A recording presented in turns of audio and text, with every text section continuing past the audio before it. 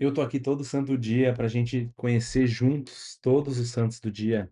Tudo bem, meus amigos? Eu sou o Thiago Lacerda, aqui da Patrono. E esse é o Todo Santo Dia, esse espaço, essa série de vídeos diários onde a gente destrincha, de algum modo, o martiriológio romano do dia. Todos os santos prescritos pela igreja para aquele dia. Perdão, para aquele dia. Antes da gente começar, peço a curtida, que se inscrevam no canal, que já comente aí se tiver algum comentário, tiver uma expectativa para algum santo de hoje, que tu já sabe que a gente vai falar. Porque esse vídeo, essa série de vídeos, ela é nova, então quanto mais vocês interagem, mais ajuda a chegar a mais gente. E a minha intenção é que, de algum modo, com essa série eu consiga suscitar em vocês algumas devoções, e em mim também, que a Divina Providência possa usar dessa apresentação breve de cada santo para também suscitar novas amizades, novos amigos do céu. Hoje, dia 9 de dezembro, nós temos um destaque já. Imagino que muitos de vocês estejam ansiosos por esse santo. Vamos começar botando o nosso mapa. E hoje a gente começa pela América Latina, porque hoje o santo é mexicano, São Juan Diego. No martirológio romano, como nós sempre temos a tradução em português, é São João Diogo Cautatlotzin. De origem indígena, homem de fé puríssima, que pela sua humildade e fervor conseguiu que se edificasse um santuário em honra de Nossa Senhora de Guadalupe, na colina de Tepeyac, perto da cidade do México, onde ela lhe tinha aparecido e ele descansou no Senhor. 1548, o início da colonização, bem nos primeiros europeus ainda chegando à América, nós temos um indígena, né, um nativo, que recebe uma visão de Nossa Senhora de Guadalupe. Talvez a gente vai falar de Nossa Senhora de Guadalupe, tá chegando o dia dela, mas talvez vocês não saibam, Guadalupe não, ela não tem esse nome porque ela apareceu em Guadalupe, mas na verdade ele teve uma visão de Nossa Senhora de Guadalupe, que é uma aparição, um título mariano de Guadalupe na Espanha. E o bispo espanhol identificou aquela imagem como a imagem de Nossa Senhora de Guadalupe, né? A mesma imagem, inclusive, que se eu não me engano, a rainha Isabel I, quando eles venceram a Batalha de Granada, foi fazer a sua oferta em agradecimento por essa vitória, né? A Batalha de Granada contra os mouros, bem importante. Então, aqui no México, próximo à cidade do México, nós temos São Juan Diego, que foi o vidente de Nossa Senhora de Guadalupe, da aparição de Guadalupe no México em 1500. Ele morreu em 1548. A aparição, eu não me lembro que ano foi, mas em breve saberemos. Porque tá chegando Nossa Senhora de Guadalupe, a gente vai falar sobre isso daqui a alguns dias. Mas basicamente ele recebeu a imagem, entre tantos momentos da visão, ele recebeu a imagem de Nossa Senhora de Guadalupe na tilma dele. A tilma era aqui para nós gaúchos era como se fosse um pala, de algum modo, feito de tecido vegetal. E um dos milagres de Nossa Senhora de Guadalupe é que essa tilma ainda esteja hoje intacta e contém a imagem de Nossa Senhora de Guadalupe, ou seja, é a tilma de São Juan Diego, que, né, do vidente, não é? A ligação é muito íntima, não é como se é, é, é, me fugiu a palavra agora, mas é uma relíquia de São Juan Diego, que é um dos grandes milagres relacionados à aparição. E aí tem todas as coisas sobre essa imagem, imagino que vocês já saibam, né, das as pessoas que aparecem, etc. Ou seja, tudo impresso por um tipo de pessoa que não se conhece na tilma, tá? Só para que vocês entendam um pouco do contexto, para a gente passar para os próximos já. 1548 a gente está, enquanto aqui é um início de colonização, né, até para o Brasil, para todos os povos daqui, é o início da história registrada, digamos, do que nós temos um acesso mais vasto, porque obviamente os povos nativos já estavam aqui antes, mas os registros que nós temos acesso são muito, muito menores. Então nós temos muito, muito menos informações sobre esse período. Então é um salto, uma nova etapa da história dessa região. Mas na Europa, de onde vieram os colonizadores, a gente estava vivendo Reforma, Contra-Reforma, Santa Teresa de Ávila, São João da Cruz, Santo Inácio de Loyola, São Francisco Xavier. Tudo isso se dá nesse mesmo contexto, tá? É importante que se fale, porque ao mesmo tempo que isso acontecia aqui com um povo recém sendo catequizado, nós já tínhamos por aqui grandes santos fazendo, combatendo heresias, lutando pela igreja, reestruturando a igreja, e a semente do que viria a ser também as missões aqui, das quais nós temos muito aqui. Eu não sei se vou falar aqui no Oriente, né? Eu estou mostrando o mapa e eu não vou dizendo onde é. Então, é um período efervescente, tá, para a igreja, dá pra gente dizer. No segundo elogio, nós temos na Espanha, deixa eu aproximo mais para vocês aqui. Na verdade, hoje Espanha, mas a gente está falando do ano 304, tá? Então, na Espanha, na província romana da Espanha, Santa Leocádia, virgem e mártir, insigne pelo testemunho da fé em Cristo. Acho que faz alguns dias que não aparece nenhum santo desse período aqui, mas já comentamos sobre isso, que quanto mais longe do eixo, ó, vamos ao, né, ano 300, os nossos santos, a vida da igreja, ela se resume muito, ou ela é muito mais intensa em Roma, ao redor de Roma, e ao redor aqui da Turquia e do Oriente Médio. Então nós estamos aqui já na ponta. Então são santos que nós temos menos registros históricos, mas que a devoção e a veneração popular, em geral, nos trazem até os dias de hoje. Tá? Inclusive, Santa Leocádia é padroeira de Toledo, uma das grandes cidades da Espanha, e uma cidade que no medievo foi muito forte, inclusive. No terceiro elogio, temos São Ciro, conhecido como Ciro de Pávia, no século IV, em Pávia, na Ligúria, hoje na Lombardia, região da Itália. São Ciro, primeiro bispo da cidade. Vejam como, de algum modo, é frequente que apareçam os primeiros bispos aqui. E que bom que, né, nós temos esses registros, e esses santos nos ajudam a entender, a refletir e meditar, inclusive, sobre a linhagem apostólica, sobre como os bispos hoje são os herdeiros dos apóstolos ainda. Eles são. A gente tem a linhagem apostólica, a gente tem a tradição apostólica até hoje. E esses grandes bispos, especialmente os que são os primeiros das suas dioceses, ou seja, de algum modo são os fundadores das suas dioceses, nos ajudam a meditar sobre isso. Então, São Ciro, eu diria que é um bom santo para quem vai colocar, ainda vai fazer suas intenções, suas preces do dia, para que peça por intercessão dele pelo seu próprio bispo, pelos bispos do mundo.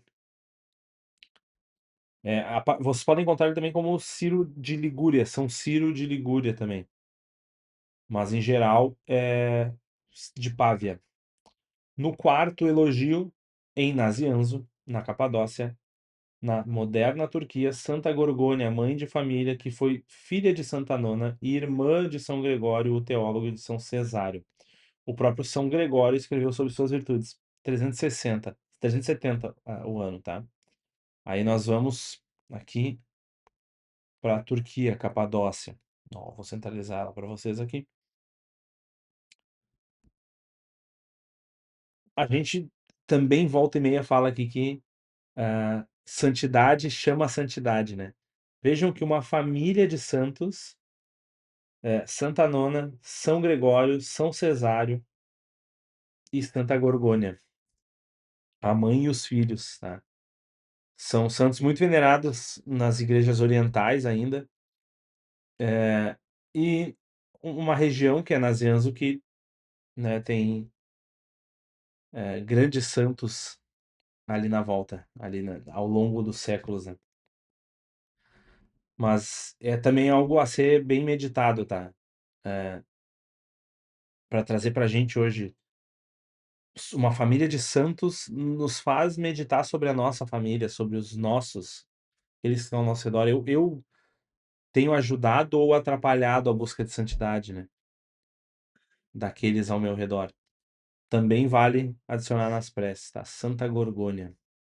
No quinto elogio temos no mosteiro de Genilac, junto de Périgueux, na Gália, atualmente França, São Cipriano Abade, ilustre pela dedicação aos enfermos. Não confundam com São Cipriano de Cartago, tá? Que é um santo um pouco que é de outra região, ele era da África, né? Cartago, do norte da África. Santo que nós já vimos aqui. Eu não lembro se nós vimos ele, mas já vimos alguns santos que se relacionaram com ele. Esse São Cipriano aqui, de Genilac, foi um abade de um mosteiro na França. É um santo local, assim, venerado por alguns monges, pela região, mas nós temos pouca documentação. Lembrem que nesse período, aqui é século IV, século VI, nem todos os mosteiros viviam sob a mesma regra, né, dos beneditinos, e em geral eles não tinham uma ligação, uma hierarquia entre eles, né, alguém que administrava vários. Então, por mais que haja uma veneração monástica daqueles irmãos, é mais difícil que essa veneração tenha se perpetuado ou se espalhado, porque não tinha essa ligação. Agora, se a gente for pensar ordens já com essa característica mais moderna, digamos, que não é moderna, né? Na Idade Média já acontecia, mas como a gente vê hoje, que nós temos alguém que, um dos religiosos que é o responsável por aquele mosteiro, acima dele tem o regional, acima dele tem, sei lá, o provincial, acima dele tem o nacional, ou tem o, sabe? Quer dizer, a gente tem uma hierarquia estruturada e eles se relacionam e tem intercâmbio. Nesse sentido, é muito mais fácil que uma devoção se propague. Então, esses santos da vida monástica desses períodos iniciais, também eles acabam sendo mais locais, né, com raras exceções, justamente porque a comunicação entre os mosteiros não era uma coisa tão fluida assim, né? Na sequência, a gente vai ter é, Beatos Mártires do Japão. A gente já falou, só, eu não tinha nem centralizado na França, eu esqueço de mexer no mapa. A gente falou um pouco, ó, esse momento, 1603, é o momento em que a gente passa o elogio de São Juan Diego, né? Lembrem que um elogio em destaque, ele sai da ordem cronológica para ser o primeiro. Então, se ele não fosse um santo destacado, ele estaria aqui entre São Cipriano e os Beatos de Atsushiro no Japão, que é o que a gente vai falar agora, tá? Em 1603. E me lembrei disso justamente porque eu falei, ó, nesse período, enquanto acontecia tal coisa né, enquanto tinha a aparição de Guadalupe no México, a Europa vivia tal momento que preparava as sementes da, da, dos missionários aqui no Oriente. Então, cerca de 50 anos depois, mais ou menos, nós temos os beatos Simão Takeda Goy, Joana Takeda, Inês Takeda, Madalena Minami e Luiz Minami. Duas famílias, tá? Só vejam os sobrenomes. volta também um pouco do que a gente falou com Santa Gorgônia. Foram martirizados nas primeiras perseguições japonesas, assim, primeiras comunidades católicas lá no período Tokugawa, né? Os martírios aqui vão ser muito comuns, a gente já viu vários que aparecem. No Japão a gente viu até um pouco menos, no Vietnã, na Coreia, especialmente, a gente viu muitos. Então, e são santos que foram adicionados depois, tá, de 2004. São beatos que foram adicionados depois de 2004. No sétimo elogio, temos o beato Libório Wagner, na Baviera, lá na Alemanha.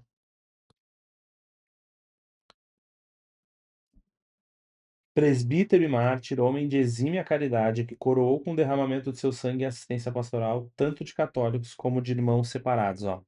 De irmãos separados aqui, provavelmente quer dizer algum tipo de relacionamento com os protestantes, ainda muito no início, né, naquele momento. Mas para isso estar destacado, vejam que a gente não tem muitas informações sobre ele, mas a gente tem elogios de fato, né? Exime a caridade, derramou sangue pela assistência pastoral de católicos e de irmãos separados. Então, um sacerdote que já naquele momento vivia a linha de frente, né? Porque o protestantismo surgiu aqui na Alemanha, então ele vivia a linha de frente em loco na comunidade daquilo que foi a reforma protestante, tá? No oitavo elogio, em Grey, na Borgonha, hoje na França, onde se tinha acolhido ao ser exilado o passamento de São Pedro Fourier. Exilado, já nos dá um sinal. Eu gosto de ir destacando essas palavras nos elogios que são longos, para que vocês entendam onde procurar, o que observar, né? São Pedro Fourier, presbítero, que escolheu para o seu ministério e cuidou admiravelmente a paróquia paupérrima de Matancourt, na Lorena. Restaurou os cônegos regrantes do Nosso Salvador e fundou o Instituto das Canonistas Regrantes de Nossa Senhora para se dedicar à educação gratuita das meninas. 1640 ele morreu, tá? Ele é então um fundador, é um reformador, porque reformou a própria ordem, né, dos cônegos regrantes, e fundador das canonisas regrantes. Então, ele é reformador e fundador.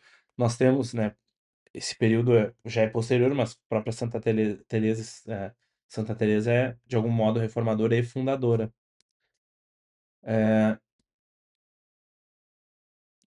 Nesse período, a gente está aqui numa transição, né, ainda num período de transição do que é a Idade Média para a Idade Moderna, assim. Então, a gente está saindo daquele período medieval, onde nós temos tantos santos que nós já falamos aqui,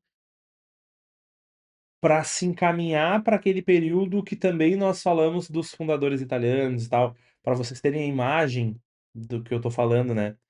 A gente vai por esse caminho. Um livro, eu até não sei exatamente em que período, não me lembro que período se passa ele, eu acho que 1700 e alguma coisa, porque eu acho que é período napoleônico, talvez. Não sei se ele tá aqui.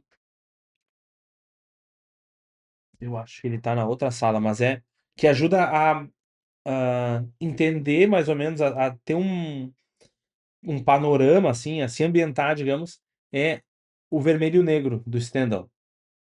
Vale uma boa leitura, indico, eu tenho aqui a edição, acho que da Tag Livros, se eu não me engano tem uma edição bem legal do Clube de Literatura Clássica também, que é um bom livro, um excelente livro, e ele ambienta a Igreja Católica, óbvio que sob a perspectiva do autor, mas a gente pode entender um pouco das relações, do que as pessoas pensavam sobre isso, justamente esse período assim, saindo, deixando a Idade Média para se inserir na Idade Moderna. No nono elogio, em Morricone, na Sabina, hoje no Lácio, vamos para a Itália. O beato Bernardo Maria de Jesus, seu nome religioso dele, o nome de batismo era César Silvestrelli, presbítero da Congregação da Paixão, que, eleito para superior geral, se empenhou diligentemente no seu incremento e difusão. Beato Bernardo Maria de Jesus, já em 1911, período quase, né, pós já esse que eu falei dos fundadores. É um passionista. Certamente vocês encontram coisas sobre ele nos sites da congregação, nos blogs da congregação. Ele tem um culto muito mais local, assim, mais restrito à congregação mesmo. Mas hoje a gente tem fácil de conseguir essas informações. Então, sempre esses santos de ordens, de congregações, é interessante buscar no sites das ordens, porque os religiosos fazem questão de levantar essa devoção, e é importante mesmo, especialmente para quem tem alguma relação, ou pode vir a ter alguma relação com o carisma da ordem, da congregação. No 10º elogio, em Valência, na Espanha, Beato José Ferrer Esteve, dos cônegos, um sacerdote dos cônegos regrantes das escolas pias e mártir, que foi fuzilado em ódio ao sacerdócio em 1936. Já sabem de que época eu tô falando, né? Que é a Guerra Civil Espanhola. Sempre aparecem, temos tantos e tantos. E no próximo elogio, também na Valência, Beatos Recaredo de los Rios Fabregat, Julião Rodrigues Sanches e José Jiménez Lopes, sacerdotes salesianos esses, por isso nós temos elogios diferentes, que durante a perseguição contra a fé consumaram gloriosamente o combate por Cristo. Que, isso aí, tá repetido aqui. 1936, tá? Mesmo período. São memórias locais e tudo mais, né? Ambos também religiosos, né? Então, certamente tem a memória da congregação. E por último, no mesmo período, mas de adição posterior, portanto, nós temos provavelmente uma beatificação posterior, que é em Barcelona, o Beato Agapio José, religioso da Congregação dos Irmãos das Escolas Cristãs e mártir, que padeceu martírio na mesma perseguição contra a fé, em 1936. Então, temos a sequência dos últimos 3 elogios aí na Espanha, na Guerra Civil. Se vocês estão aqui desde o início e ainda não estudaram a Guerra Civil, não buscaram filmes e... Inclusive, eu fiquei de trazer, eu acho, um filme que é da vida do Miguel Unamuno. Miguel de Unamuno. E eu acho que o filme se chama Unamuno. Eu não pesquisei, mas eu acho que o filme se chama Unamuno. Se eu não me engano, eu assisti no Prime, mas faz uns bons anos, então não sei se está lá ainda. Comentem aqui para me lembrar de trazer no próximo, por favor. Encerramos hoje o nosso, a nossa página do Martirológio. Com certeza, São Juan Diego é um santo a ser pesquisado, estudado. A gente vai voltar nele. Logo mais daqui a uns dias nós temos o dia de Nossa Senhora de Guadalupe. Santa Gorgônia e os beatos aqui de Yatsushiro, né, os elogios 4 e 5, eu indico que vocês meditem sobre eles, sobre essa questão da santidade chama santidade, dos meus familiares são santos, aqueles com quem eu convivo, se eu levo a santidade para as pessoas. Acho que é uma ótima reflexão e, obviamente, para refletir sobre isso, vale estudar a vida deles. E aquela prece sobre São Ciro, que eu indiquei também. Deixo, deixo aqui reforçado. Esses santos, obviamente, estudem aqueles que mais te chamarem a atenção, os beatos santos. Busquem nos sites dos religiosos, por aí vai. Fechado? Comentem aqui, comenta aqui para mim, qual santo mais te chamou a atenção hoje, santo ou beato. Curte esse vídeo, te inscreve no canal, segue lá no Instagram do TikTok e até amanhã. Tchau.